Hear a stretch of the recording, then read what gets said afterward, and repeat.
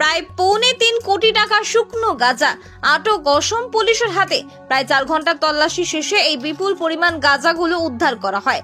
জানা গেছে মঙ্গলবার দুপুর আনুমানিক 12টা নাগাদ ত্রিপুরা সীমান্ত পেরিয়ে অসমের করিমগঞ্জ জেলার চুরাইবাড়ি ওয়াচপোস্টের পুলিশের নাকা পয়েন্টে PB65AV 7496 নম্বরের 12 চাকা লরি আসলে কর্তব্যরত অসম পুলিশ লরিটিকে আটক করে তল্লাশি শুরু করে তারা।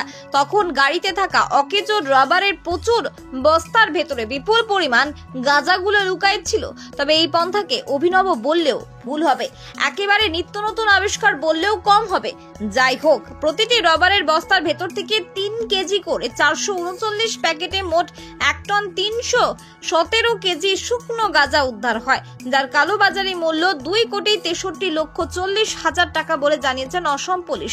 সাথে আটক করা হয় পাঞ্জাবের 2 লরি চালক বলবীর সিং এবং বিজয় কুমার সিংকে। অসম পুলিশ ধৃতদের বিরুদ্ধে NDPS আইনে মামলা দায়ের করে তদন্ত শুরু করেছেন। বুধবার ধৃতদের করিমগঞ্জ CJM আদালতে প্রেরণ করা হবে।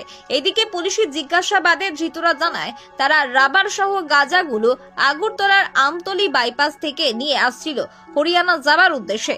তবে 1,22,000 টাকার বিনিময়ে এগুলো নিয়ে যাচ্ছিল তারা। नाम क्या है आपका? हाँ, बलबीर सिंह। आपका नाम? कहाँ से आ रहे थे? अगरतला से। क्या अगरतला कहाँ से ये लोड लिया है आप लोगों ने? अगरतला कौन सी जगह से? बाईपास से। तो अब जाएंगे कहाँ? रबर लेके जा रहे थे। रबर लेके कहाँ जाना था आप लोगों को? हरियाणा में। हरियाणा। ये सब माल हरियाणा में जाएगा? ये का नहीं मालूम था हमें, तो रबड़ का बोला होगा बोरों में। तो आप लोगों ने, आपका नाम क्या है? विजय कुमार।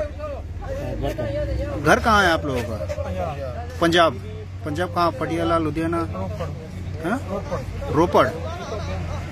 चुराईबाड़ी प्रतिनिधि रिपोर्ट लंगाई टीवी।